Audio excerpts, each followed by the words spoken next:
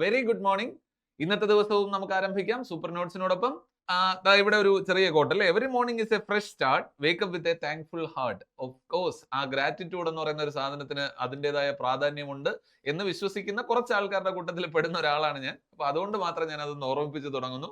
എപ്പോഴും ഒരു be thankful for each and everything. നിങ്ങൾക്കുള്ള ഏറ്റവും ചെറുത് മുതൽ ഏറ്റവും വലുത് വരെയുള്ള കാര്യങ്ങൾക്കൊക്കെ നിങ്ങൾ എന്തായിരിക്കണം, ഒരു താങ്ക്ഫുൾ ആയിട്ടുള്ള ഒരു ഹാർട്ടോട് കൂടി നിങ്ങൾ എന്ത് ചെയ്യുക, മുന്നോട്ട് മുന്നേറുക. ആ പറഞ്ഞ എന്തായിരുന്നു ഗ്രാറ്റിറ്റ്യൂഡിന് നിങ്ങളുടെ ലൈഫിനകത്ത് മിറാക്കിൾസ് സൃഷ്ടിക്കാൻ വേണ്ടിയിട്ട് കഴിയുമെന്നുള്ളതാണ്. ഓക്കെ, ഇത് മറ്റെന്തായിരുന്നു, ആത്മീയമായിട്ടുള്ള ഒരു പരിപാടിയിലോട്ടല്ല ഞാൻ കൊണ്ടുപോയത്. ഞാൻ പറഞ്ഞത് അങ്ങനെ ഗ്രാറ്റിറ്റ്യൂഡ് ഉണ്ടാകുമ്പോൾ നമ്മുടെ ലൈഫ് കുറച്ചുകൂടെ ഒന്ന് സിമ്പിൾ ആകും എന്നുള്ളൊരു കാര്യം കൂടെയാണ്. ഓക്കെ, വളരെ ചെറിയ കാര്യങ്ങളുടെ അകത്ത് നമുക്ക് സന്തോഷം കണ്ടെത്താൻ വേണ്ടിയിട്ട് കഴിയും. അത് നമ്മുടെ എന്തായിരുന്നു ഉന്മേഷം വർദ്ധിപ്പിക്കാനും അതുവഴി നമ്മുടെ പഠനത്തെ കുറച്ചുകൂടെ ഈസി ആക്കാനും ഒക്കെ കഴിയും, സഹായിക്കും എന്നുള്ളതാണ്. എന്ത് തന്നെയായാലും നമുക്ക് പതിവ് പോലെ ഒരു ചോദ്യത്തിൽ നിന്ന്, ഫിസിക്സിനകത്തുള്ള ഒരു ചോദ്യത്തിനകത്ത് നിന്ന് നമുക്ക് തുടങ്ങാം. ഞാൻ പറഞ്ഞിരുന്നു, കഴിഞ്ഞ സെഷൻ എടുത്തിരുന്ന സമയത്ത് ഞാൻ പറഞ്ഞിരുന്നു, നിങ്ങൾക്ക് ആവശ്യമുള്ള സാധനങ്ങൾ എന്ത് ചെയ്യുക, ഒന്ന് കമന്റ് ആയി കൂടെ അറിയിക്കുക എന്ന് പറഞ്ഞിരുന്നു. അപ്പൊ അതിനകത്ത് വന്നതിനകത്ത് നോട്ടീസ് ചെയ്തിട്ടുള്ള 1-2 ടോപ്പിക്കുകളുണ്ട്. അതിലൊന്ന് ശബ്ദമായിരുന്നു. അപ്പൊ ഇന്ന് ഞാൻ നിങ്ങളെ ശബ്ദത്തിലേക്ക് ഒന്ന് ലീഡ് ചെയ്യാൻ വേണ്ടിയിട്ട് പോവാണ്. ഓക്കെ, ശബ്ദത്തിലേക്ക് ഒന്ന് എത്തിക്കാൻ വേണ്ടിയിട്ട് പോവാണ്. അതിന് മുന്നോടിയായി തരംഗ ചലനം എന്ന് പറയുന്ന ഒരു ടോപ്പിക്കാണ് ഇന്ന് ഞാൻ നിങ്ങൾക്ക് എടുത്തു തരാൻ വേണ്ടിയിട്ട് ഉദ്ദേശിക്കുന്നത്. തരംഗ ചലനം എന്നാണ് ഇന്നത്തെ പരിപാടിയുടെ പേര്. സോ ഒരു ചോദ്യം എന്താ കിടപ്പുണ്ടടാ, 350 മീറ്റർ പെർ സെക്കൻഡ് വേഗതയിൽ സഞ്ചരിക്കുന്ന ഒരു ശബ്ദ തരംഗത്തിന്റെ ആവൃത്തി 2 ഹെർട്സ് ആണ്. ശബ്ദ വേഗത കണ്ടെത്തുക എന്നുള്ളതാണ് ചോദ്യം. ഏതാ 350 മീറ്റർ പെർ സെക്കൻഡ്? ഓക്കെ, ശബ്ദ വേഗതയല്ല, ശരിക്കും നമുക്ക് കണ്ടെത്തേണ്ടത് ശബ്ദ തരംഗത്തിന്റെ തരംഗ ദൈർഘ്യമാണ് കണ്ടെത്തേണ്ടത്. ഓക്കെ, തരംഗ ദൈർഘ്യം കണ്ടെത്തുക എന്നുള്ളതാണ് ചോദ്യം. എനിവേ, ഈ പറഞ്ഞ ചോദ്യത്തിന്റെ ഉത്തരത്തിലേക്ക് നമുക്ക് എത്താം. അതിനൊക്കെ മുമ്പ് തരംഗ ചലനം എന്താണ് എന്നുള്ള കാര്യത്തെ കുറിച്ച് നമുക്കൊന്ന് പരിചയപ്പെടാം. എന്താണടാ തരംഗ ചലനം അല്ലെങ്കിൽ വേവ് മോഷൻ എന്ന് പറഞ്ഞു കഴിഞ്ഞാൽ, നിങ്ങൾ ഒരു വാട്ടർ ഫൗണ്ടൈൻ അല്ലെങ്കിൽ വേണ്ട ഒരു ഫിഷ് ടാങ്കിന്റെ മുന്നിൽ നിൽക്കുകയാണെന്ന് കരുത്. ആ പറഞ്ഞ ഫിഷ് ടാങ്കിന്റെ മുന്നിൽ ജലം നിങ്ങൾ ഇങ്ങനെ കെട്ടി നിർത്തിയിരിക്കുകയാണെന്ന് കരുതുക. സ്റ്റാഗ്നന്റ് ആയിട്ട് നിൽക്കുകയാണ്, യാതൊരു തരത്തിലുള്ള ചലനവും ഇല്ല. നിങ്ങൾ കുറെ അധികം തെർമോകോൾ ബോൾ ഇതിന്റെ അകത്ത് ഇങ്ങനെ വിതരണം ചെയ്തിടുകയാണ്. സ്വാഭാവികമായിട്ടും ഈ തെർമോകോൾ ബോൾ എല്ലാം കൂടെ ഇങ്ങനെ ലെയർ ആയിട്ട് ഈ വെള്ളത്തിന്റെ ഉപരിതലത്തിൽ ഇങ്ങനെ ലെയർ പോലെ ഒരു ബെഡ് പോലെ ഇങ്ങനെ കിടക്കുന്നുണ്ടാവും. നിങ്ങൾ അതിനുള്ളിലേക്ക് ഒരു കല്ലെടുത്തിടുകയാണ്. ഒത്ത നടുക്കായിട്ട് എന്ത് ചെയ്യുന്നു, ഒരു കല്ലെടുത്തിടുന്നു. നിലവിൽ എന്ത് ചെയ്തു, അവിടെ ഒരു ഡിസ്റ്റർബൻസ് ക്രിയേറ്റ് ചെയ്യപ്പെട്ടു, ഒരു അസ്വസ്ഥത ക്രിയേറ്റ് ചെയ്യപ്പെട്ടു. ഇനി ആ അസ്വസ്ഥത അവിടെ തന്നെ തങ്ങി നിൽക്കുവോ, അതോ മാധ്യമത്തിന്റെ മറ്റു ഭാഗങ്ങളിലേക്കും വ്യാപിക്കുവോ? ഉറപ്പായും മാധ്യമത്തിന്റെ മറ്റു ഭാഗങ്ങളിലേക്കും വ്യാപിക്കും. ആണല്ലോ. അവിടെ ഉണ്ടായ ആ ഒരു മാറ്റുല്യ അല്ലേ, അവിടെ ഉണ്ടായ ഒരു ഡിസ്റ്റർബൻസ്, ഒരു വിക്ഷോഭം മാധ്യമത്തിന്റെ മറ്റു ഭാഗങ്ങളിലേക്കും വ്യാപിക്കാൻ തുടങ്ങി. ഇനിയും നമ്മൾ ശ്രദ്ധിച്ച മറ്റൊരു കാര്യം, ഈ തെർമോകോൾ ബോളിൽ ഒന്നുപോലും എന്ത് ചെയ്തില്ല, അവിടെ എണീറ്റ് മാറിയില്ല. പകരം അവയെല്ലാം ഒന്ന് മുകളിലേക്കും താഴേക്കും ഉയർന്നു പൊങ്ങി മാത്രമേ ഉള്ളൂ. ആണല്ലോ. ഒന്നുകൂടെ കുറച്ചുകൂടെ വൈഡർ വെർഷനിൽ നമുക്കൊരു കുളത്തിന്റെ കാര്യം ഒന്ന് ചിന്തിക്കാം. ഒരു പായൽ നിറഞ്ഞു കിടക്കുന്ന ഒരു കുളം. ആ പറഞ്ഞ നല്ല വിഷ്വലൈസ് ചെയ്യൂ, ഗ്രാമഭംഗി. ഇപ്പൊ വെളുപ്പാങ്കാലത്ത് മറ്റെന്തായിരുന്നു, ക്ഷേത്രങ്ങളുടെയൊക്കെ ഈ സംഗീതമൊക്കെ കേട്ട് നിങ്ങളിങ്ങനെ ഫ്രഷ് ആയിട്ടിരിക്കുന്ന ഒരു സമയം. ഈ സമയത്താണ് എന്ത് ചെയ്യുന്നത്, നിങ്ങളൊരു കുളത്തിന്റെ കരയിൽ ചെന്ന് ഇങ്ങനെ കാവൽ കെട്ടി നിൽക്കുന്നത്. ആ സമയത്ത് ആ കുളം നിറയെയും പായലാണെന്നേ. പായലായതുകൊണ്ട് തന്നെ നിങ്ങളൊരു കല്ലെടുത്തിട്ട് ഈ കുളത്തിനകത്തേക്ക് എറിഞ്ഞു. ഇപ്പോ അവിടെ ഉണ്ടായ വിക്ഷോഭം കാരണം ഈ പായലെല്ലാം ഒന്ന് ഇളകാൻ തുടങ്ങും, മുകളിലേക്കും താഴേക്കും മാത്രം. പക്ഷേ ആ അലയോ ആ വേവോ എല്ലാ ഭാഗത്തേക്കും, മാധ്യമത്തിന്റെ മറ്റെല്ലാ ഭാഗത്തേക്കും ഇങ്ങനെ വ്യാപിക്കുന്നതായിട്ട് നിങ്ങൾ കണ്ടു. അപ്പോ കണികകളുടെ കമ്പനം മുഖേന മാധ്യമത്തിന്റെ ഒരു ഭാഗത്തുണ്ടായ വിക്ഷോഭം മറ്റു ഭാഗങ്ങളിലേക്ക് വ്യാപിക്കുന്ന രീതിയെ നമ്മൾ വിളിച്ച പേരായിരുന്നു എന്ത്? തരംഗ ചലനം. ഒന്നുകൂടെ, അവിടെ യാതൊരു തരത്തിലുള്ള പാർട്ടിക്കിൾ മൂവ്മെന്റും ഇല്ല. അവിടെ ഇരുന്ന ഒരു കണിക പോലും ഇവിടുന്ന് എണീറ്റ് മറ്റവിടത്തേക്ക് പോയില്ല. പകരം എന്ത് ചെയ്തു, മുകളിലേക്കും താഴേക്കും. പക്ഷേ അവന് കിട്ടിയ ഊർജ്ജത്തെ അവൻ തൊട്ടടുത്തവന് കൊടുത്തു. ഇത്തരത്തിൽ കൈമാറ്റം ചെയ്ത് ഊർജ്ജം കൈമാറ്റം ചെയ്ത് പോകുന്ന രീതിയെ നമ്മൾ വിളിച്ച പേരായിരുന്നു തരംഗ ചലനം. ഒന്നുകൂടെ പോവാടാ. കണികകളുടെ കമ്പനം മുഖേന കണികകളുടെ കമ്പനം മുഖേന മാധ്യമത്തിന്റെ ഒരു ഭാഗത്തുണ്ടായ വിക്ഷോഭം മറ്റു ഭാഗങ്ങളിലേക്ക് വ്യാപിക്കുന്ന രീതിയെ നമ്മൾ വിളിച്ച പേരായിരുന്നു തരംഗ ചലനം. കിട്ടിയ? ഓക്കെ അല്ലേ? It is a propagation of disturbance formed on one part of a medium to another. ഒരു ഭാഗത്തുണ്ടായ ഡിസ്റ്റർബൻസ്, വിക്ഷോഭങ്ങള് മറ്റു ഭാഗങ്ങളിലേക്ക് വ്യാപിക്കുന്ന രീതിയെ വിളിച്ച പേരായിരുന്നു തരംഗചലനം. ഇനി തരംഗചലനത്തിന് ഉദാഹരണമാണ് ജലോപരിതലത്തിൽ രൂപം കൊള്ളുന്ന തരംഗം, അല്ലെങ്കിൽ റേഡിയോ തരംഗം, അതും അല്ലെങ്കിൽ പ്രകാശ തരംഗം. ഒക്കെയും തരംഗ ചലനത്തിന് അല്ലെങ്കിൽ തരംഗ ചലന രീതിയിൽ ഊർജ്ജം കൈമാറ്റം ചെയ്യുന്ന രീതികൾക്ക് ഉദാഹരണമാണ്. ഓക്കെ, നമുക്കറിയാവുന്ന എല്ലാടാ.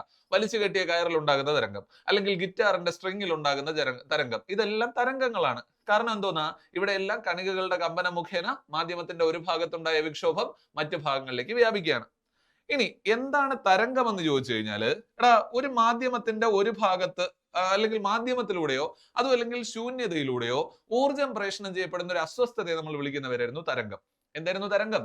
ഒരു മാധ്യമത്തിലൂടെയോ അതുമല്ലെങ്കിൽ ശൂന്യതയിലൂടെയോ ഊർജം പ്രേഷണം ചെയ്യപ്പെടുന്ന ഒരു അസ്വസ്ഥത, അതിനെ നമ്മൾ വിളിച്ച പേരായിരുന്നു എന്ത്? തരംഗം എന്നുള്ളത്. ഈ തരംഗങ്ങളെ പ്രധാനമായും നമ്മൾ രണ്ടായി തിരിക്കാറുണ്ട്. തരംഗങ്ങളെ പ്രധാനമായും രണ്ടായി തിരിക്കാറുണ്ട്. അതിലൊന്നാണ് ദാ കിടക്കുന്ന യാന്ത്രിക തരംഗം. നിങ്ങൾ ഇമ്മീഡിയറ്റ് ആയിട്ട് പറയുന്ന മറുപടി എന്താണെന്ന് എനിക്കറിയാം. അനുപ്രസ്ഥം, അനുദൈർഘ്യം എന്നല്ലേ? അല്ലെ? അങ്ങനെ നിങ്ങളുടെ വായിൽ വന്നു കാണുമല്ലോ. എനിവേ, നമ്മളിതാ ഇവിടെ മാറ്റി പഠിക്കുന്നു. തരംഗങ്ങളെ പ്രധാനമായും നമ്മൾ രണ്ടായി തിരിക്കുന്നുണ്ട്. ഒന്ന് യാന്ത്രിക തരംഗം, മറ്റൊന്ന് വൈദ്യുത കാന്തിക തരംഗം. എന്തൊക്കെയായിരുന്നടാ? യാന്ത്രിക തരംഗവും വൈദ്യുത കാന്തിക തരംഗവും. ഓക്കെ, വൈദ്യുത കാന്തിക തരംഗവും. പ്രേഷണം ചെയ്യാൻ, സഞ്ചരിക്കാൻ മാധ്യമം ആവശ്യമുള്ള തരം തരംഗങ്ങൾ നമ്മൾ വിളിക്കുന്നവരായിരുന്നു അനുപ്രസ്ഥ തരംഗം. യാന്ത്രിക തരംഗം എന്തായിരുന്നടാ? പ്രേഷണം ചെയ്യാൻ, സഞ്ചരിക്കാൻ മാധ്യമം ആവശ്യമുള്ള തരം തരംഗങ്ങളെ വിളിച്ച പേരായിരുന്നു യാന്ത്രിക തരംഗം. എന്നാൽ പ്രേഷണം ചെയ്യാൻ മാധ്യമം ഒന്നും വേണ്ട, സഞ്ചരിക്കാൻ മാധ്യമത്തിന്റെ ഒന്നും ആവശ്യമില്ല എങ്കിൽ അത്തരത്തിലുള്ള തരംഗങ്ങൾ നമ്മൾ വിളിച്ച പേരായിരുന്നു വൈദ്യുത കാന്തിക തരംഗം. ഒന്നുകൂടെ പോവാം. സഞ്ചരിക്കാൻ മാധ്യമം ആവശ്യമുള്ള തരം തരംഗങ്ങളെ വിളിച്ച പേര് യാന്ത്രിക തരംഗങ്ങൾ എന്നാണ്. എന്നാൽ സഞ്ചരിക്കാൻ മാധ്യമം ഒന്നും ആവശ്യമില്ല, അത്തരത്തിൽ പ്രേഷണം ചെയ്യാൻ മാധ്യമം ആവശ്യമില്ലാത്ത തരം തരംഗങ്ങളെ വിളിച്ച പേരായിരുന്നു വൈദ്യുത കാന്തിക തരംഗങ്ങൾ. ഈ യാന്ത്രിക തരംഗങ്ങൾക്ക് ഉദാഹരണമാണ് നമുക്ക് ഏറ്റവും പരിചയമുള്ള തരംഗങ്ങളെല്ലാം. ജലോപരിതലത്തിൽ ഉണ്ടാകുന്ന തരംഗം, ശബ്ദ തരംഗം, ശബ്ദത്തിന് സഞ്ചരിക്കാൻ മാധ്യമം ആവശ്യമാണ്, ശബ്ദ തരംഗം. അല്ലെങ്കിൽ ഒരു സ്പ്രിങ് അല്ലെങ്കിൽ സ്ലിംഗി പോലുള്ള സാധനങ്ങളിലൊക്കെ അകത്തൊക്കെ ഉണ്ടാകുന്ന തരംഗം.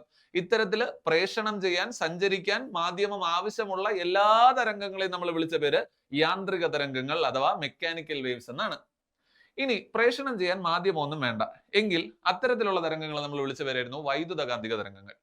പ്രേഷണം ചെയ്യാൻ മാധ്യമം ആവശ്യമില്ലാത്ത തരം തരംഗങ്ങളെ വിളിച്ച പേരായിരുന്നു വൈദ്യുത കാന്തിക തരംഗങ്ങൾ. ഈ വൈദ്യുത കാന്തിക തരംഗങ്ങളെ കണക്ട് ചെയ്യാനേ ഞാനൊരു കോഡ് പറയട്ടെ. RM. വേണമെങ്കിൽ രാഹുൽ മാങ്കൂട്ടം ഓർമ്മിച്ചോ. RM, ILU, I love you, X gamma. Okay, so RM, ILU, X gamma. RM, ILU, X gamma. ഇത് ഈ വൈദ്യുത കാന്തിക തരംഗങ്ങളുടെ ഒരു ശ്രേണിയാണ്, ഒരു അറേഞ്ച്മെന്റ് ആണ്. വൈദ്യുത കാന്തിക തരംഗങ്ങളിൽ ആദ്യത്തെ ആളാണ് റേഡിയോ തരംഗം, റേഡിയോ. ഓക്കെ, രണ്ടാമത്തെ ആള് മൈക്രോ തരംഗം, മൈക്രോവേവ്. ഓക്കെ, അടുത്ത ആൾ ആരാണെന്ന് നിങ്ങൾക്ക് ഇതിനോടകം മനസ്സിലായി കാണും. ആരാ? ഇൻഫ്രാറെഡ് അല്ലെ? ഇൻഫ്രാറെഡ് ആണ് I എന്ന് പറയുന്ന അക്ഷരം കൊണ്ട് സൂചിപ്പിക്കുക. L വിസിബിൾ ലൈറ്റ് അല്ലെങ്കിൽ ദൃശ്യപ്രകാശമാണ്, വിസിബിൾ ലൈറ്റ് അല്ലെങ്കിൽ ദൃശ്യപ്രകാശമാണ് L എന്നുള്ളത്. U എന്ന് പറയുന്ന ആരായിരിക്കും? UV, അൾട്രാ വയലറ്റ് ആയിരിക്കും UV. X എന്നുള്ളത് എക്സ്റേ ആണ്. ആൻഡ് ഗാമ ആണ് ഏറ്റവും അവസാനത്തെ ആള്, ഗാമ. അപ്പോ ഇവയ്ക്കാർക്കും സഞ്ചരിക്കാൻ മാധ്യമം ആവശ്യമില്ല. പ്രേഷണം ചെയ്യാൻ മാധ്യമം ആവശ്യമില്ലാത്ത ആൾക്കാരുടെ സമൂഹമാണ് ആ മുകളിൽ കിടക്കുന്നത്. അവരെ എല്ലാവരെയും കൂടെ ചേർത്ത് അല്ലെങ്കിൽ ആവർത്തിയുടെ തരംഗ ദൈർഘ്യത്തിന്റെ അടിസ്ഥാനത്തിൽ അറേഞ്ച് ചെയ്ത് ഇവന്മാരെ എഴുതി കഴിഞ്ഞാൽ ഇവരെ എല്ലാം കൂടെ ചേർത്ത് നമുക്ക് വിളിക്കാൻ പറ്റുന്ന മറ്റൊരു പേരുണ്ടടാ, വൈദ്യുത കാന്തിക സ്പെക്ട്രം. വൈദ്യുത കാന്തിക സ്പെക്ട്രം എന്ന് വിളിക്കാം. ഓക്കെ അല്ലേ? വൈദ്യുത കാന്തിക തരംഗങ്ങളുടെ സമൂഹം അറിയപ്പെടുന്ന പേരാണ് വൈദ്യുത കാന്തിക സ്പെക്ട്രം. വൈദ്യുത കാന്തിക തരംഗങ്ങളുടെ സമൂഹം അറിയപ്പെടുന്ന പേരാണ് വൈദ്യുത കാന്തിക സ്പെക്ട്രം എന്ന് പറയുന്നത്. ക്ലിയർ ആണോ? അപ്പൊ ഒന്നുകൂടെ പോടാ. എന്തായിരുന്നു തരംഗം? ഒരു മാധ്യമത്തിലൂടെയോ അതുമല്ലെങ്കിൽ ഒരു ശൂന്യതയിലൂടെയോ ഊർജം പ്രേഷണം ചെയ്യപ്പെടുന്ന അസ്വസ്ഥതയെ വിളിച്ച പേരായിരുന്നു തരംഗം. തരംഗങ്ങളെ പ്രധാനമായും നമ്മൾ രണ്ടായി തിരിക്കുന്നു. പ്രേഷണം ചെയ്യാൻ മാധ്യമം ആവശ്യമുള്ള തരംഗങ്ങൾ അഥവാ യാന്ത്രിക തരംഗങ്ങൾ, പ്രേഷണം ചെയ്യാൻ മാധ്യമം ആവശ്യമില്ലാത്ത തരംഗങ്ങൾ അഥവാ വൈദ്യുത കാന്തിക തരംഗങ്ങൾ. വൈദ്യുത കാന്തിക തരംഗങ്ങൾ നമ്മൾ ഇങ്ങനെ പഠിച്ചു: RM, ILU, X gamma. RM, ILU, X gamma. ഇവയെ വിളിച്ച പേരായിരുന്നു, വൈദ്യുത കാന്തിക തരംഗങ്ങളുടെ സമൂഹത്തെ നമ്മൾ വിളിച്ച പേരായിരുന്നു വൈദ്യുത കാന്തിക സ്പെക്ട്രം. ഓക്കെ അല്ലേ? വൈദ്യുത കാന്തിക സ്പെക്ട്രം. ഈ വൈദ്യുത കാന്തിക സ്പെക്ട്രത്തിനകത്തുള്ള ഒരു തരംഗത്തിന് പോലും എന്ത് വേണ്ട, സഞ്ചരിക്കാൻ മാധ്യമം ആവശ്യമില്ല എന്നുള്ള വസ്തുത കൃത്യമായി ഓർമ്മിക്കുക. ക്ലിയർ ആണല്ലോ? അപ്പൊ രണ്ടാൾക്കാരായ യാന്ത്രിക തരംഗമായി, വൈദ്യുത കാന്തിക തരംഗമായി. അപ്പൊ പിന്നെ വീണ്ടും നമുക്ക് പരിചയമുള്ള തരംഗങ്ങളുണ്ടല്ലോ. എന്തോന്നൊക്കെയാ? അനുപ്രസ്ഥവും അനുദൈർഘ്യവും. യാന്ത്രിക തരംഗങ്ങളെ നമുക്ക് പ്രധാനമായും രണ്ടായി തിരിക്കാം. അതിലൊന്നാണ് ട്രാൻസ്വേഴ്സ് വേവ് അല്ലെങ്കിൽ അനുപ്രസ്ഥ തരംഗം, മറ്റൊന്നാണ് അനുദൈർഘ്യ തരംഗം. ഞാനപ്പോ ഇവിടെ വെച്ച് തന്നെ ഒന്ന് കമ്പയർ ചെയ്ത് എഴുതാൻ വേണ്ടിയിട്ട് ശ്രമിക്കുകയാണെ.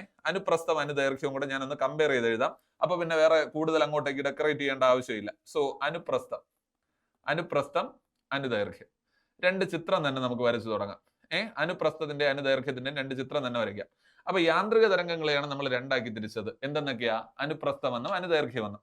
എന്താണ് അനുപ്രസ്ഥം അല്ലെങ്കിൽ ട്രാൻസ്വേഴ്സ് എന്ന് ചോദിച്ചു കഴിഞ്ഞാല് ഇത്തരത്തിൽ നമ്മൾ സാധാരണഗതിയിൽ വരയ്ക്കുന്ന തരംഗങ്ങളില്ലടാ, ഈ രീതിയിൽ കയറി ഇറങ്ങി പോകുന്ന തരംഗങ്ങളില്ലേ, ഇതിനെയാണ് അനുപ്രസ്ഥം എന്ന് വിളിച്ചത്.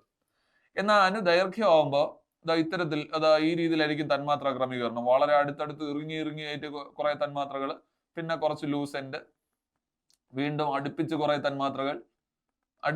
തന്മാത്രകൾ, വീണ്ടും കുറച്ച് ലൂസ് എൻഡ്, ഈ രീതിയിലായിരിക്കും ഉണ്ടാവുക തന്മാത്രാ ക്രമീകരണം ഉണ്ടാവുക. അപ്പോ വേറെ ഒന്നുമല്ല, അനുപ്രസ്ഥം എന്ന് പറഞ്ഞു കഴിഞ്ഞാൽ ഇത്രയേ ഉള്ളൂ. ഞാൻ നിങ്ങൾ വിഷ്വലൈസ് ചെയ്യും, ജലത്തിന്റെ ഉപരിതലത്തിൽ ഉണ്ടാകുന്ന ഒന്നും വേണ്ട, ഒരു എൻഡ് കെട്ടി വെച്ചിട്ടുള്ള ഒരു കയർ, ആ കയറിന്റെ ഇങ്ങേയറ്റം നിങ്ങൾ ഹോൾഡ് ചെയ്യുന്നു, ശേഷം നിങ്ങൾ എന്ത് ചെയ്യുന്നു, അതിനകത്ത് ഒരു എക്സൈറ്റേഷൻ ഉണ്ടാക്കുന്നു. നിലവിൽ കയറിന്റെ ഒരറ്റത്ത് നിന്ന് മറ്റൊരറ്റത്തേക്കായിരിക്കും എന്ത് ചെയ്യുക, തരംഗം ചലിക്കുക ആണല്ലോ, തരംഗ ചലന ദിശ അങ്ങോട്ടേക്ക്. എന്നാ കണികകളുടെ കമ്പനം, ഇൻ ദ സെൻസ് ഈ കയറിനകത്ത് നിങ്ങൾ ചെറിയ കെട്ടുകൾ ഇട്ടിട്ടുണ്ടെങ്കിലോ ചെറിയ റിബണുകൾ ഇട്ടിട്ടുണ്ടെങ്കിലോ ആ റിബണുകളുടെയൊക്കെ ചലനം എങ്ങനെയായിരിക്കും, തരംഗ ചലന ദിശയിലൂടെ ആയിരിക്കുമോ? അല്ല, മുകളിലേക്കും താഴേക്കും ആയിരിക്കും. ആണോ? നേരത്തെ എടുത്ത കുളവോ അല്ലെങ്കിൽ അക്വേറിയോ ഒക്കെ എടുക്ക്, അതിനകത്തേക്ക് നിങ്ങളൊരു കല്ലെടുത്തിട്ടു, ആ കല്ലെടുത്തിട്ടപ്പോ വശങ്ങളിലേക്കാണ് എന്ത് ചെയ്തത്, തരംഗം ചലിച്ചത്, എല്ലാ വശങ്ങളിലേക്കും തരംഗം ചലിച്ചു. എന്നാ കണികകളുടെ കമ്പനോ മുകളിലേക്കും താഴേക്കും വരുന്നു. ആണല്ലോ, തരംഗ ചലന ദിശയ്ക്ക് ലംബമായി കണികകൾ കമ്പനം ചെയ്താൽ അത്തരം തരംഗങ്ങളെ വിളിച്ച പേരായിരുന്നു അനുപ്രസ്ഥ തരംഗം. പറ, തരംഗ ചലന ദിശ എങ്ങോട്ടാണോ തരംഗം ചലിക്കുന്നത് ആ തരംഗ ചലന ദിശയ്ക്ക് ലംബമായാണ് കണികകൾ കമ്പനം ചെയ്യുന്നത് എങ്കിൽ, തരംഗം എങ്ങോട്ടാണോ പോണേ അതിൽ പക്ഷെ പാർട്ടിക്കിൾ വൈബ്രേറ്റ് ചെയ്യുന്നത് പെർപെൻഡിക്കുലർ ആണ് എങ്കിൽ, തരംഗ ചലന ദിശയ്ക്ക് ലംബമായി കണികകൾ കമ്പനം ചെയ്താൽ അത്തരം തരംഗങ്ങളെ നമ്മൾ വിളിക്കുന്ന പേരായിരുന്നു അനുപ്രസ്ഥ തരംഗം. ഓക്കെയാണ്. എടാ, ഈ അനുപ്രസ്ഥ തരംഗത്തിനകത്ത് തുലനസ്ഥാനത്ത് നിന്ന് മുകളിലേക്ക് ഉണ്ടാകുന്ന ഭാഗങ്ങളെ നമ്മൾ വിളിക്കുന്ന പേര് ശൃംഗങ്ങൾ എന്നാണ്. ക്രസ്റ്റ് എന്ന് വിളിക്കാം, ശൃംഗങ്ങൾ. ഓക്കെ, അനുപ്രസ്ഥത്തിനകത്ത് തുലനസ്ഥാനത്തിന് മുകളിലേക്കുള്ള ഭാഗങ്ങളെ നമ്മൾ വിളിച്ച പേര് ശൃംഗങ്ങൾ എന്നാണ്, താഴേക്കുള്ള ഭാഗങ്ങളെ വിളിക്കുന്ന പേര് ഗർത്തങ്ങൾ എന്നുമാണ്. ഓക്കെ അല്ലേ? എങ്കിൽ ഫസ്റ്റ് പോയിന്റ് ഞാൻ രജിസ്റ്റർ ചെയ്യുന്നു. അനുപ്രസ്ഥത്തിന്റെ താഴെ ഞാൻ ആദ്യത്തെ പോയിന്റ് ആയിട്ട് എഴുതുന്നു, ശൃംഗങ്ങളും ഗർത്തങ്ങളും ഉണ്ടാകുന്നു. ശൃംഗങ്ങളും ഗർത്തങ്ങളും ഉണ്ടാകുന്നു. ഓക്കെ അല്ലെ? ശൃംഗങ്ങൾ, ഗർത്തങ്ങൾ എന്നിവ അനുപ്രസ്ഥ തരംഗങ്ങളുടെ താഴെ ഞാൻ ഒരു പോയിന്റ് ആയിട്ട് എഴുതി. രണ്ടാമത്തെ പോയിന്റ് ആയിട്ട് ഞാൻ പറയുകയാണെ, നിങ്ങളുടെ അടുത്ത് ഞാൻ സംശയം പോലെ ചോദിക്കുകയാണ്, എന്തെങ്കിലും തരത്തിലുള്ള പ്രഷർ ഡിഫറൻസ് ഉണ്ടാവാനുള്ള സാധ്യതയുണ്ടോ, മർദ്ദ വ്യതിയാനത്തിനുള്ള സാധ്യതയുണ്ടോ? ഈ കയറ് വലിച്ചു കെട്ടി എക്സൈറ്റേഷൻ ഉണ്ടാക്കി, ഇത് ചുമ്മാ ഇങ്ങനെ ചലിച്ചു പോകുന്നുള്ളതല്ലാതെ ഇവിടെ ഞാൻ പിടിച്ചിരിക്കുന്നിടത്ത് ഹൈ പ്രഷർ, അങ്ങറ്റത്ത് ലോ പ്രഷർ ഒന്നുമില്ല. അപ്പൊ ഞാൻ പറയുന്നു, രണ്ടാമത്തെ പോയിന്റ് പറയുന്നു, മർദ്ദ വ്യതിയാനം ഇല്ല. മർദ്ദ വ്യതിയാനം ഇല്ല, പൂർണ്ണമായി ഇല്ല എന്ന് തന്നെ നമുക്ക് പറയാം. മർദ്ദ വ്യതിയാനം ഇല്ല. ഓക്കെ, അപ്പൊ ശൃംഗങ്ങളും ഗർത്തങ്ങളും ഉണ്ടാകുന്നു, പക്ഷെ മർദ്ദ വ്യതിയാനം ഇല്ല. ഇതിനകത്ത് ഉദാഹരണമായിട്ട് നിങ്ങൾ ഓർമ്മിക്കേണ്ടത് അനുപ്രസ്ഥമല്ലേ? അനുപ്രസ്ഥത്തിന് ഏറ്റവും നല്ല ഉദാഹരണം ജലോപരിതലത്തിൽ ഉണ്ടാകുന്ന തരംഗം, വലിച്ചു കെട്ടിയ കയറിൽ ഉണ്ടാകുന്ന തരംഗമൊക്കെ തന്നെയാണ്. പക്ഷേ എക്സെപ്ഷൻ ആയിട്ടുള്ള ഉദാഹരണമായിട്ട് ഓർമ്മിച്ചോ, ഭൂകമ്പത്തിലെ എസ് തരംഗം അനുപ്രസ്ഥത്തിന് ഉദാഹരണമാണ്. ഭൂകമ്പത്തിലെ എസ് തരംഗം അനുപ്രസ്ഥത്തിന് ഉദാഹരണമാണ്. അതുപോലെ ഈ നമ്മുടെ എന്തായിരുന്നു ഫുട്ബോൾ സ്റ്റേഡിയത്തിനകത്തൊക്കെ ഉണ്ടാകുന്ന മറ്റേ വേവ്സ് ഓർമ്മയില്ലടാ, എല്ലാവരും കൈ ഉയർത്തി അതിങ്ങനെ ഒരു വേവ് പോലെ ഓഡിയൻസിനിടയിൽ ഇങ്ങനെ പോകുന്നത് നിങ്ങൾ കണ്ടിട്ടുണ്ടാവുമല്ലോ. അതിനെ വിളിക്കുന്ന പേര് മെക്സിക്കൻ വേവ്സ് എന്നാണ്. അപ്പോൾ സ്റ്റേഡിയത്തിൽ ഉണ്ടാകുന്ന മെക്സിക്കൻ തരംഗങ്ങളൊക്കെ എന്തിന് ഉദാഹരണമാണ്? അനുപ്രസ്ഥത്തിന് ഉദാഹരണമാണ്. ഒന്നുകൂടെ പറയാം, എന്തോന്ന് അനുപ്രസ്ഥം? തരംഗ ചലന ദിശയ്ക്ക് ലംബമായി കണികകൾ കമ്പനം ചെയ്താൽ അത്തരം തരംഗങ്ങളെ വിളിച്ച പേരായിരുന്നു അനുപ്രസ്ഥം. ഒന്നുകൂടെ, തരംഗ ചലന ദിശയ്ക്ക് ലംബമായി കണികകൾ കമ്പനം ചെയ്താൽ അത്തരം തരംഗങ്ങളെ വിളിച്ച പേരായിരുന്നു അനുപ്രസ്ഥം. അനുപ്രസ്ഥത്തിനകത്ത് എന്തോന്നൊക്കെ ഉണ്ടാവണേ? ശൃംഗവും ഗർത്തവും ഉണ്ടാവും. എന്തോന്നൊക്കെ ഉണ്ടാവും? ശൃംഗങ്ങളും ഗർത്തങ്ങളും ഉണ്ടാകുന്നു. മർദ്ദ വ്യതിയാനം ഉണ്ടോ എന്ന് ചോദിച്ചു കഴിഞ്ഞാൽ ഇല്ല, മർദ്ദ വ്യതിയാനം ഇല്ല. ഓക്കെ, ഉദാഹരണങ്ങൾ പറ. ഭൂകമ്പത്തിലെ എസ് തരംഗം, മെക്സിക്കൻ തരംഗങ്ങൾ. ഭൂകമ്പത്തിലെ എസ് തരംഗം, സ്റ്റേഡിയത്തിൽ ഉണ്ടാകുന്ന മെക്സിക്കൻ തരംഗങ്ങളൊക്കെ അനുപ്രസ്ഥ തരംഗത്തിന് ഉദാഹരണമാണ്. എടാ, അപ്പുറത്തേക്ക് പോവാം. അതായത് അനുദൈർഘ്യത്തിലേക്ക് പോകുമ്പോൾ അവിടെ കുറെ ഈ തരത്തിലുള്ള എന്തായിരുന്നു, കുറെ തന്മാത്രകൾ ഇങ്ങനെ ഇറുകി ചേർന്നിരിക്കുന്നു, കുറെ ലൂസ് എൻഡ്, വീണ്ടും കുറെ തന്മാത്രകൾ ഇറുകി ചേർന്നിരിക്കുന്നു, കുറച്ച് ലൂസ് എൻഡ്, ഈ രീതിയിലാണ്. ശരിയല്ലേ? അപ്പൊ അവിടെ നിന്ന് തന്നെ നമ്മൾ മനസ്സിലാക്കേണ്ട കാര്യം, അവിടെ ശൃംഗവും ഗർത്തവും ഒന്നും അല്ല ഉണ്ടാവണേ. അവിടെ ഉണ്ടാകുന്ന സംഗതിയെ നമുക്ക് ഇങ്ങനെ വിളിക്കാം, ഉച്ചമർദ്ദ മേഖലകളും നീചമർദ്ദ മേഖലകളും ഉണ്ടാകുന്നു. എന്തോന്നൊക്കെ? ഉച്ചമർദ്ദ നീചമർദ്ദ മേഖലകൾ ഉണ്ടാകുന്നു. എന്തോന്നൊക്കെ ഉണ്ടാകുന്നു? ഉച്ചമർദ്ദ മേഖലയും നീചമർദ്ദ മേഖലയും. റീജിയൻസ് ഓഫ് ഹൈ പ്രഷർ, ഉച്ചമർദ്ദ മേഖല, കംപ്രഷൻസ് എന്നൊക്കെ നമുക്ക് വിളിക്കാം. ഉച്ചമർദ്ദ മേഖലയും നീചമർദ്ദ മേഖലയും ഉണ്ടാകുന്നു എന്നുള്ളതാണ് ഒന്നാമത്തെ പോയിന്റ്. ഉറപ്പായും ഉച്ചമർദ്ദം, നീചമർദ്ദം, there is a difference in pressure, അല്ലേ? മർദ്ദത്തിന് വ്യത്യാസം ഉണ്ടല്ലോ. എങ്കിൽ രണ്ടാമത്തെ പോയിന്റ് ഞാൻ കോട്ട് ചെയ്യുന്നു, മർദ്ദ വ്യതിയാനം ഉണ്ട്. ഓക്കെ, മർദ്ദ വ്യതിയാനം ഉണ്ട്. ഇനി ഭൂകമ്പത്തിലെ ഉദാഹരണം പറയാം. അപ്പുറത്തെ ഭൂകമ്പത്തിലെ എസ് വന്നെങ്കിൽ ഇവിടെ എന്ത് വരും? ഭൂകമ്പത്തിലെ പി തരംഗം അനുദൈർഘ്യ തരംഗത്തിന് ഉദാഹരണമാണ്.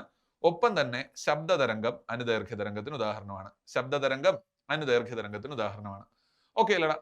ഇനി ലിസൺ, ഞാൻ ഇപ്പോഴും എന്താണ് അനുപ്രസ്ഥം എന്ന് അനുദൈർഘ്യം എന്ന് പറഞ്ഞിട്ടില്ല, ശരിയല്ലേ?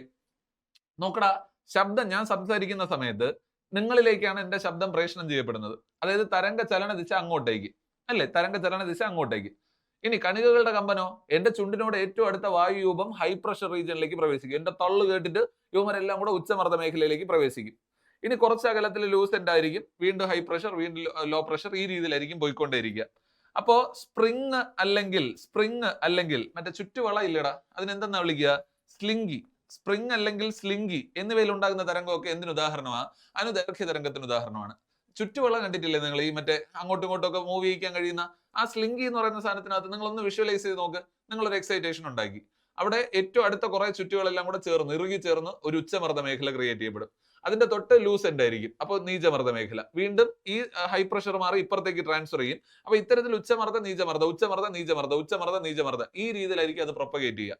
തരംഗ ചലന ദിശയ്ക്ക് സമാന്തരമായാണ് കണികകൾ കമ്പനം ചെയ്യുന്നതെങ്കിൽ അത്തരം തരംഗങ്ങൾ നമ്മൾ വിളിച്ച പേരായിരുന്നു അനുദൈർഘ്യ തരംഗം. ക്ലിയർ ആണല്ലോ? ഒന്നുകൂടെ കമ്പയർ ചെയ്തിട്ട് ഒറ്റയ്ക്ക് ഒരു തവണയോടെ പറഞ്ഞ് നമുക്ക് അങ്ങ് അവസാനിപ്പിക്കാം. ഇപ്പൊ ഞാൻ സംസാരിച്ചുകൊണ്ടിരിക്കുന്നത് യാന്ത്രിക തരംഗങ്ങളെ പ്രേഷണം ചെയ്യുന്ന രീതിയുടെ അടിസ്ഥാനത്തിൽ യാന്ത്രിക തരംഗങ്ങളെ നമ്മൾ രണ്ടാക്കി. ഒന്ന് അനുപ്രസ്ഥ തരംഗം, മറ്റൊന്ന് അനുദൈർഘ്യ തരംഗം. എന്തോന്ന് അനുപ്രസ്ഥ തരംഗം? തരംഗ ചലന ദിശയ്ക്ക് ലംബമായി കണികകൾ കമ്പനം ചെയ്താൽ അത്തരം തരംഗങ്ങളാണ് അനുപ്രസ്ഥം. അവിടെ ഉണ്ടാകുന്നത് ശൃംഗങ്ങളും ഗർത്തങ്ങളുമാണ്, മർദ്ദവ്യതിയാനം ഇല്ല. ഓക്കെ, ഭൂകമ്പത്തിലെ എസ് തരംഗം, ഒപ്പം തന്നെ സ്റ്റേഡിയത്തിൽ ഉണ്ടാകുന്ന മെക്സിക്കൻ തരംഗങ്ങൾ, ജലോപരിതലത്തിൽ ഉണ്ടാകുന്ന തരംഗം, വലിച്ചു കെട്ടിയ കയറിൽ ഉണ്ടാകുന്ന തരംഗം ഒക്കെയും അനുപ്രസ്ഥ തരംഗത്തിന് ഉദാഹരണമാണ്. ഓക്കെ, ഇത്ര ഹോൾഡ് ചെയ്യാം. ശേഷം അനുദൈർഘ്യത്തിലേക്ക് പോവാം. തരംഗ ചലന ദിശയ്ക്ക് സമാന്തരമായി കണികകൾ കമ്പനം ചെയ്താൽ അത്തരം തരംഗങ്ങളാണ് അനുദൈർഘ്യം. അവിടെ ഉണ്ടാവുന്നത് regions of high pressure and low pressure ആണ്. അപ്പോൾ ഉച്ചമർദ്ദ മേഖലകളും നീചമർദ്ദ മേഖലകളും ഉണ്ടാകുന്നു. കംപ്രഷൻസും റെയർഫാക്ഷൻസും ഉണ്ടാകുന്നു. ഉച്ചമർദ്ദ മേഖലകളും നീചമർദ്ദ മേഖലകളും ഉണ്ടാകുന്നു. ഇനി ഏറ്റവും പ്രധാനപ്പെട്ട പോയിന്റ് ആയിട്ട് പറഞ്ഞു, മർദ്ദവ്യതിയാനം സംഭവിക്കുന്നു, മർദ്ദവ്യതിയാനം ഉണ്ട്. ഓക്കെ അല്ല, മർദ്ദവ്യതിയാനം സംഭവിക്കുന്നുണ്ട്. ഇനി പറഞ്ഞത് ഭൂകമ്പത്തിലെ പി തരംഗവും ശബ്ദ തരംഗവും സ്പ്രിങ് അല്ലെങ്കിൽ സ്ലിംഗി എന്നിവയിലൊക്കെ ഉണ്ടാകുന്ന തരംഗമെല്ലാം അനുദൈർഘ്യ തരംഗത്തിന് ഉദാഹരണമാണ്. ഇത്രയും ക്ലിയർ ആണ് എങ്കിൽ യവന്മാരെ നമുക്ക് ഒറ്റയ്ക്ക് ഇവിടെ ഒന്നുകൂടെ സംസാരിക്കാം. നോക്കടാ, അനുപ്രസ്ഥ തരംഗം. തരംഗ ചലന ദിശയ്ക്ക് ലംബമായി കണികകൾ കമ്പനം ചെയ്യുന്ന തരംഗങ്ങളെ വിളിച്ച പേരായിരുന്നു അനുപ്രസ്ഥം. ശൃംഗങ്ങളും ഗർത്തങ്ങളും ഉണ്ടാകുന്നു, മർദ്ദവ്യതിയാനം ഇല്ല. ഉദാഹരണം പറഞ്ഞു, സ്റ്റേഡിയത്തിൽ ഉണ്ടാകുന്ന മെക്സിക്കൻ തരംഗങ്ങൾ, ഭൂകമ്പ തരംഗം. എങ്കിൽ ഒരു ചെറിയ ആഡ് ഓൺ, ഒരു ചെറിയ പോയിന്റ് ഞാൻ പറഞ്ഞോട്ടെ. നമ്മൾ എപ്പോഴും പണ്ടേ പഠിച്ചു വരുന്ന ഒരു ശൈലിയാണ് ശബ്ദം അനുദൈർഘ്യ തരംഗം, അപ്പൊ പ്രകാശം അനുപ്രസ്ഥ തരംഗം, ശരിയല്ലേ? അപ്പൊ അതുകൊണ്ട് മാത്രം ഇവിടേക്ക് ഞാൻ പറയുന്നു, എടാ പ്രകാശം ഉൾപ്പെടുന്ന വൈദ്യുതകാന്തിക തരംഗങ്ങൾ അല്ലെ, മാധ്യമം ആവശ്യമില്ലാത്ത തരംഗങ്ങളുണ്ടല്ലോ, അവന്മാരെല്ലാം പ്രൊപ്പഗേറ്റ് ചെയ്യുന്നതേ, അവന്മാരെല്ലാം സഞ്ചരിക്കുന്നത് ശരിക്കും തരംഗ ചലന ദിശയ്ക്ക് ലംബമായിട്ടാണ് പാർട്ടിക്കിൾ വൈബ്രേഷൻ നടക്കുക. ഓക്കെ, അതായത് സിമിലർ ടു അനുപ്രസ്ഥ തരംഗം പോലാണ് പ്രകാശവും എന്ത് ചെയ്യുന്നത്, സഞ്ചരിക്കുന്നത്. അതുകൊണ്ട് നമ്മൾ പറയുന്നു പ്രകാശം ഒരേ സമയം വൈദ്യുതകാന്തിക തരംഗമാണ്, അതേസമയം അനുപ്രസ്ഥ തരംഗമാണ്. സഞ്ചരിക്കുന്ന രീതിയുടെ അടിസ്ഥാനത്തിൽ അവനൊരു അനുപ്രസ്ഥ തരംഗമാണ്. ഓക്കെ, സഞ്ചരിക്കുന്ന രീതിയുടെ അടിസ്ഥാനത്തിൽ അവനൊരു അനുപ്രസ്ഥ തരംഗമാണ്. എന്നാൽ അവന് മാധ്യമമൊന്നും ആവശ്യമില്ല, അതുകൊണ്ട് തന്നെ അവൻ എന്തായിരുന്നു, ഒരു വൈദ്യുതകാന്തിക തരംഗമാണ്. അപ്പൊ വൈദ്യുതകാന്തിക തരംഗം ഒരേ സമയം വൈദ്യുതകാന്തിക തരംഗവുമാണ്, ഒപ്പം തന്നെ അനുപ്രസ്ഥ തരംഗമാണ്. എന്നാൽ ഞാൻ ഇവിടെ ഈ ഉദാഹരണങ്ങളുടെ ശ്രേണിയിലേക്ക് ആ പോയിന്റ് കൂടെ ആഡ് ചെയ്ത് വയ്ക്കുന്നു.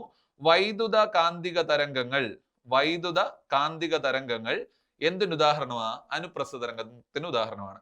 റേഡിയോ തരംഗമായാലും മൈക്രോ തരംഗമായാലും അല്ലെങ്കിൽ ഇൻഫ്രാറെഡ് ആയാലും ഒക്കെയും ഇവന്മാരെല്ലാവരും എന്ത് തരംഗമാണ്? അനുപ്രസ്ഥ തരംഗത്തിന് ഉദാഹരണമാണ് എന്നുള്ള കാര്യം വേണം ഓർമ്മയിൽ ഉണ്ടാകാൻ. ഓക്കെ അല്ലേ?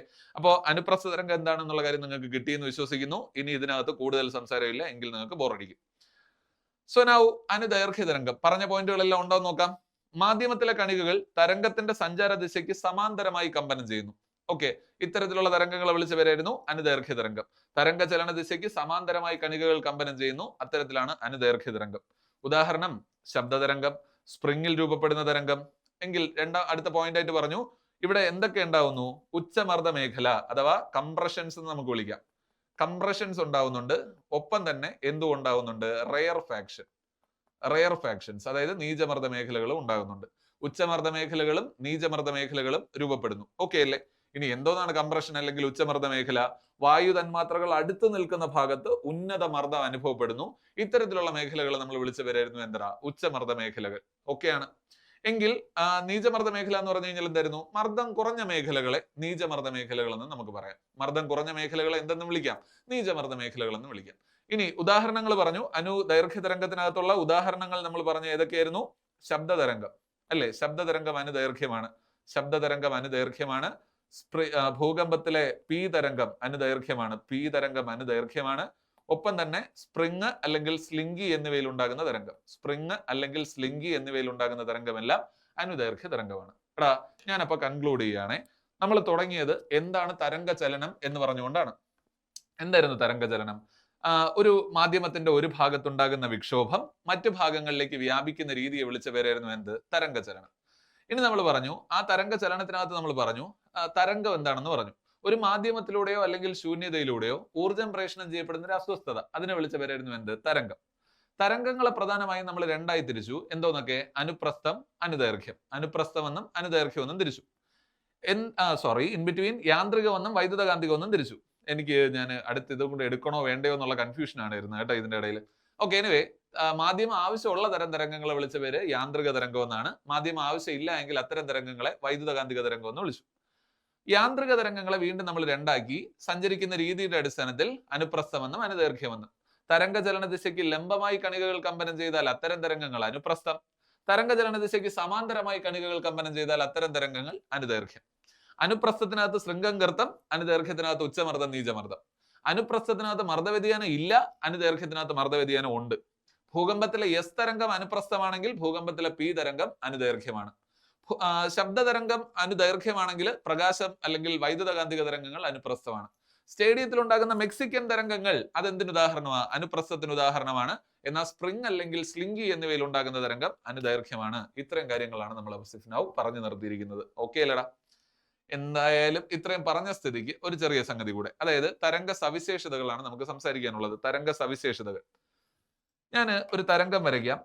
നോക്ക്, ഇത്തരത്തിലൊരു തരംഗം ഇരുന്നോട്ടെ. ഈ തരംഗത്തിനകത്ത് കണികകളുടെ കമ്പനം എത്രമാത്രം ഉയരത്തിലാണ് എന്നുള്ള കാര്യം ഞാനൊന്ന് ചിന്തിക്കുകയാണെ. ഈ കണിക അതാ ഇത്ര ദൂരം മാത്രമേ സഞ്ചരിച്ചിട്ടുള്ളൂ, അടുത്തത് ഇത്രയും ദൂരം. അതായത് തുലനസ്ഥാനം, മീൻ പൊസിഷൻ, അവന്റെ തുലനസ്ഥാനത്ത് നിന്ന് ആ കണികയ്ക്കുണ്ടായ ഏറ്റവും ഉയർന്ന സ്ഥാനാന്തരത്തെ നമ്മൾ വിളിക്കുന്ന പേരായിരുന്നു ആയതി. ഓക്കെ അല്ലടാ? തുലനസ്ഥാനത്ത് നിന്ന്, മീൻ പൊസിഷന്റെ അകത്ത് നിന്ന് ഒരു കണികയ്ക്കുണ്ടായ ഏറ്റവും ഉയർന്ന സ്ഥാനാന്തരത്തെ വിളിച്ച പേരായിരുന്നു ആയതി, ആംപ്ലിറ്റ്യൂഡ്. ഓക്കെ, അപ്പൊ ആംപ്ലിറ്റ്യൂഡ് എന്ന് പറയുന്നത് തുലനസ്ഥാനത്ത് നിന്ന് ഒരു കണികയ്ക്കുണ്ടാകുന്ന ഏറ്റവും കൂടിയ സ്ഥാനാന്തരത്തെയാണ് ആയതി എന്ന് വിളിച്ചത്. രണ്ട്, തരംഗ ദൈർഘ്യം. നോക്കടാ, ഈ പറഞ്ഞ തരംഗം ഇവിടെ മുതൽ ഇതുവരെ എത്തിയിട്ടുണ്ട്, ശരിയല്ലേ? അപ്പൊ ഒരു കമ്പനം പൂർത്തിയാക്കാനായി ഒരു തരംഗം സഞ്ചരിച്ച ദൂരം. ഓക്കെ, ഒരു കമ്പനം പൂർത്തിയാക്കാനായി ഒരു തരംഗം സഞ്ചരിച്ച ദൂരത്തെ വിളിച്ച പേരായിരുന്നു തരംഗ ദൈർഘ്യം. അല്ലെങ്കിൽ തരംഗ ദൈർഘ്യത്തെ വീണ്ടും വേണമെങ്കിൽ നമുക്ക് വിശദീകരിച്ചുകൊണ്ടേയിരിക്കാം. എന്തായിരുന്നടാ? ഒരു അടുത്തടുത്ത രണ്ട് ശൃംഗങ്ങൾ തമ്മിലുള്ള അകലം, അടുത്തടുത്ത രണ്ട് ഗർത്തങ്ങൾ തമ്മിലുള്ള അകലം, അതും അല്ലെങ്കിൽ അടുത്തടുത്ത രണ്ട് ഉച്ചമർദ്ദ മേഖലകൾ തമ്മിലുള്ള അകലം, അടുത്തടുത്ത രണ്ട് നീചമർദ്ദ മേഖലകൾ തമ്മിലുള്ള അകലം, സോ ആൻഡ് സോ. അങ്ങനെ ഇഷ്ടം പോലെ 6 ഡെഫിനിഷൻ പറയാം കേട്ടോ നമുക്ക് തരംഗ ദൈർഘ്യത്തിന്. ഒന്നുകൂടെ പറയാം. ഒരു കമ്പനം പൂർത്തിയാക്കാൻ ഒരു തരംഗം സഞ്ചരിച്ച ദൂരം, അല്ലെങ്കിൽ ഒരു സൈക്കിൾ പൂർത്തിയാക്കാൻ ഒരു തരംഗം സഞ്ചരിച്ച ദൂരം, അതാണ് തരംഗ ദൈർഘ്യം. ഒന്ന്. അല്ലെങ്കിൽ സമാന കമ്പനാവസ്ഥയിലുള്ള, ഒരേ കമ്പനാവസ്ഥയിലുള്ള അടുത്തടുത്ത രണ്ട് കണികകൾ തമ്മിലുള്ള അകലമാണ് തരംഗ ദൈർഘ്യം. അതും അല്ലെങ്കിൽ ഏറ്റവും ഈസി ആയിട്ടുള്ള വെർഷനാണ് അടുത്തടുത്ത രണ്ട് ശൃംഗങ്ങൾ, അടുത്തടുത്ത രണ്ട് ഗർത്തങ്ങൾ, അടുത്തടുത്ത രണ്ട് ഉച്ചമർദ്ദ മേഖലകൾ, അല്ലെങ്കിൽ അടുത്തടുത്ത രണ്ട് നീചമർദ്ദ മേഖലകൾ തമ്മിലുള്ള അകലം. ഇവയെല്ലാം നമ്മൾ വിളിച്ച പേരെന്തെന്നാ? തരംഗ ദൈർഘ്യം എന്നാണ്. ഒന്ന് സൂചിപ്പിക്കുന്നു. തരംഗ ദൈർഘ്യത്തെ സൂചിപ്പിക്കാൻ ഉപയോഗിക്കുന്ന അക്ഷരം ലാംഡയാണ്. തരംഗ ദൈർഘ്യത്തെ സൂചിപ്പിക്കാൻ ഉപയോഗിക്കുന്ന അക്ഷരം ലാംഡ. എന്നാൽ അവന്റെ യൂണിറ്റ് മീറ്റർ ആണ്. ഓക്കെ അല്ലടാ? യൂണിറ്റ് മീറ്റർ ആണ്. പലപ്പോഴും ഈ ലാംഡ എന്ന് കേൾക്കുമ്പോഴത്തേക്ക് അതിന്റെ യൂണിറ്റ് ആണെന്ന് ചിന്തിച്ചു കളയരുത്. തരംഗ ദൈർഘ്യത്തെ സൂചിപ്പിക്കാൻ ഉപയോഗിക്കുന്ന അക്ഷരമാണ് എന്താ? ലാംഡ എന്നുള്ളത്. ഓക്കെ അല്ല? തരംഗ ദൈർഘ്യത്തെ സൂചിപ്പിക്കാൻ ഉപയോഗിക്കുന്ന അക്ഷരം ലാംഡയാണ്. എന്നാൽ അവന്റെ യൂണിറ്റ് എന്ന് പറയുന്നത് എന്താണ്? മീറ്റർ ആണ് എന്നുള്ള കാര്യം ഓർമ്മിക്കുക. ക്ലിയർ ആണല്ലോ? തുലനസ്ഥാനത്ത് നിന്ന് ഒരു കണികയ്ക്കുണ്ടാകുന്ന ഏറ്റവും ഉയർന്ന സ്ഥാനാന്തരമാണ് ആയതി. എന്നാൽ എന്തായിരുന്നു തരംഗ ദൈർഘ്യം? ഒരു തരംഗം അല്ലെങ്കിൽ ഒരു കമ്പനം പൂർത്തിയാക്കാനായി ഒരു തരംഗം സഞ്ചരിച്ച ദൂരം, അതിനെ വിളിച്ച പേരായിരുന്നു തരംഗ ദൈർഘ്യം. തരംഗ ദൈർഘ്യത്തെ സൂചിപ്പിക്കാൻ ഉപയോഗിക്കുന്ന അക്ഷരമാണ് ലാംഡ. എന്നാൽ തരംഗ ദൈർഘ്യത്തിന്റെ യൂണിറ്റ് മീറ്റർ ആണ്. ഓക്കെ അല്ലേ? നൗ പീരീഡ്, ടൈം പീരീഡ് എന്ന് പറയാം. ഇത്തരത്തില് ഒരു കമ്പനം പൂർത്തിയാവണം. എടാ, നമ്മുടെ ഊഞ്ഞാലിന്റെ ഒക്കെ ഓസിലേഷൻ എടുത്തു കഴിഞ്ഞാലേ മുന്നോട്ട് പോയി ഇതുവരെ വരണം, അതിനായി എടുത്ത സമയം. ഓക്കെ, ഒരു കമ്പനം പൂർത്തിയാക്കാൻ എടുത്ത സമയം. ഒരു കയറിനകത്ത് നിങ്ങൾ ഒരു കമ്പനം ഉണ്ടാക്കിയാൽ ആ കമ്പനം പൂർത്തിയാകാൻ എടുത്ത സമയത്തെ വിളിച്ച പേരായിരുന്നു പീരീഡ്. പീരീഡിന്റെ യൂണിറ്റ് സെക്കൻഡ് ആണ്. പീരീഡിനെ സൂചിപ്പിക്കാൻ ഉപയോഗിക്കുന്ന അക്ഷരം ടി ആണ്. ടൈം പീരീഡ് അല്ലേ? അപ്പൊ പീരീഡ് എന്ന് പറയുന്നത് ടി ആണ്. ഓക്കെ ആണല്ലോ. അപ്പൊ ഒരു കമ്പനം അല്ലെങ്കിൽ ഒരു സൈക്കിൾ പൂർത്തിയാക്കാൻ എടുത്ത സമയത്തെ വിളിച്ച പേരായിരുന്നു എന്ത്? പീരീഡ് എന്നുള്ളത്. നൗ ആവൃത്തി. ഇതുവരെ ഇക്വേഷൻ ഒന്നും പഠിക്കാത്തതിൽ നിങ്ങൾക്ക് വിഷമമുണ്ടെങ്കിൽ ഇതോടുകൂടി അങ്ങ് മാറും. ആവൃത്തി. എന്താണ് ആവൃത്തി എന്ന് പറഞ്ഞാൽ? ഫ്രീക്വൻസി. എടാ, നിശ്ചിത സമയത്ത് ഒന്നും വേണ്ട, ഒരു സെക്കൻഡിൽ ഉണ്ടായ കമ്പനങ്ങളുടെ എണ്ണത്തെയാണ് ഞാൻ ആവൃത്തി എന്ന് വിളിക്കാൻ പോണേ. ഇപ്പൊ ഞാനൊരു ട്യൂണിംഗ് ഫോർക്ക് എടുക്കാം. ആ ട്യൂണിംഗ് ഫോർക്കിനകത്ത് 100 ഹെർട്സ് എന്ന് മാർക്ക് ചെയ്തിട്ടുണ്ടെന്ന് കരുത്. 100 ഹെർട്സ് ആണ് അവന്റെ ആവൃത്തി എന്ന് മാർക്ക് ചെയ്തിട്ടുണ്ട്. അതിന്റെ അർത്ഥം എന്തോന്നറാ? നിങ്ങളൊന്ന് ടാപ്പ് ചെയ്ത് കഴിഞ്ഞാൽ, ഒന്ന് എക്സൈറ്റ് ചെയ്ത് കഴിഞ്ഞാൽ ഒരു സെക്കൻഡിൽ ആ ട്യൂണിംഗ് ഫോർക്ക് 100 തവണ കമ്പനത്തിന് വിധേയമാവും. ക്ലിയർ? ഒരു സെക്കൻഡിൽ ഉണ്ടാകുന്ന കമ്പനങ്ങളുടെ എണ്ണം അല്ലെങ്കിൽ യൂണിറ്റ് സമയത്തിൽ ഉണ്ടാകുന്ന കമ്പനങ്ങളുടെ എണ്ണത്തെ നമ്മൾ വിളിച്ച പേരായിരുന്നു എന്ത്? ആവൃത്തി എന്നുള്ളത്. അതുകൊണ്ട് തന്നെ ആവൃത്തി കണ്ടുപിടിക്കാൻ നമ്മുടെ രണ്ട് ഇക്വേഷൻ വേണോടാ. ഒന്ന്, ആവൃത്തി ഈസ് ഈക്വൽ ടു ഉണ്ടായ കമ്പനങ്ങളുടെ എണ്ണം. ഓക്കെ, എത്രമാത്രം കമ്പനങ്ങളാണോ ഉണ്ടായത് അത് ഡിവൈഡഡ് ബൈ കമ്പനങ്ങൾ പൂർത്തിയാക്കാൻ എടുത്ത സമയം. എന്തായിരുന്നു? ആവൃത്തി f is equal to n by t എന്നുള്ളതാണ് ഒന്നാമത്തെ ഇക്വേഷൻ. ആവൃത്തി f is equal to n by t. അല്ലെങ്കിൽ ആവൃത്തി f is equal to 1/t എന്ന് പഠിച്ചാൽ ശരിയാ. ഈ സമയത്തിന്റെ വിപരീത അനുപാതമാണ്. അതുകൊണ്ട് തന്നെ F is equal to 1/t എന്ന് പഠിച്ചാൽ ശരിയാണ്. ഒന്നുകൂടെ, f is equal to n by t ഒരു ഇക്വേഷൻ, അല്ലെങ്കിൽ f is equal to 1/t. Okay, unit എന്ത് തന്നെ? ഹെർട്സ്. യൂണിറ്റ് എന്തായിരുന്നു? ഹെർട്സ് ആണ് യൂണിറ്റ് എന്ന് പറയുന്നത്. ഓക്കെ അല്ലേ? ഒരാളെയും കൂടെ പഠിക്കാം. ഇതാ നമുക്ക് തരംഗ വേഗം.